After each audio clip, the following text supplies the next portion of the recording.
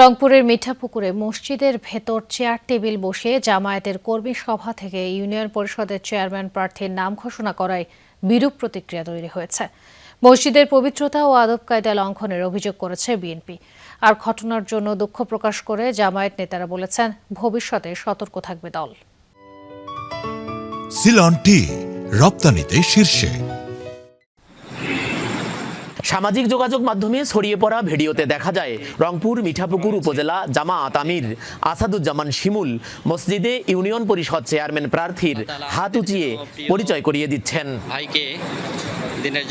ঘটনাটি গত 23 জুনের উপজেলার ইমাদপুর ইউনিয়নের চকপাড়া জামে মসজিদে ভেতরে চেয়ার টেবিল বসিয়ে কর্মী বৈঠক থেকে চেয়ারম্যান প্রার্থী মনোহর বাদশাকে পরিচয় করিয়ে দেয়া হয়।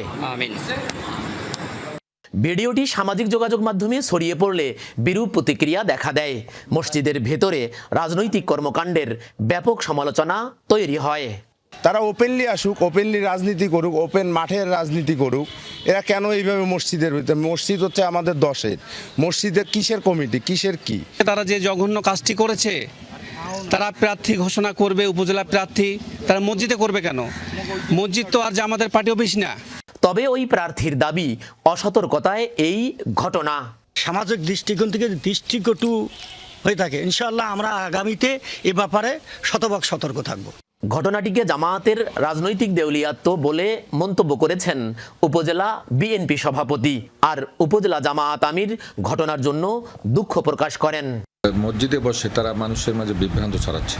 বাংলাদেশের মানুষ অধিকাংশ মানুষ মুসলমান, কিন্তু এই মানুষের মুসলমানের ধর্মীয় অনুভূতির জায়গায় তারা ব্যবহার করে তারা রাজনীতি করার ফায়দা নেওয়ার চেষ্টা করতেছে। অসতর্কতার কারণে হয়েছে।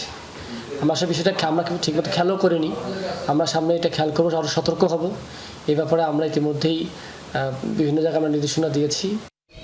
সরকার, মাজহারুল মান্নান, যমুনা নিউজ, রংপুর।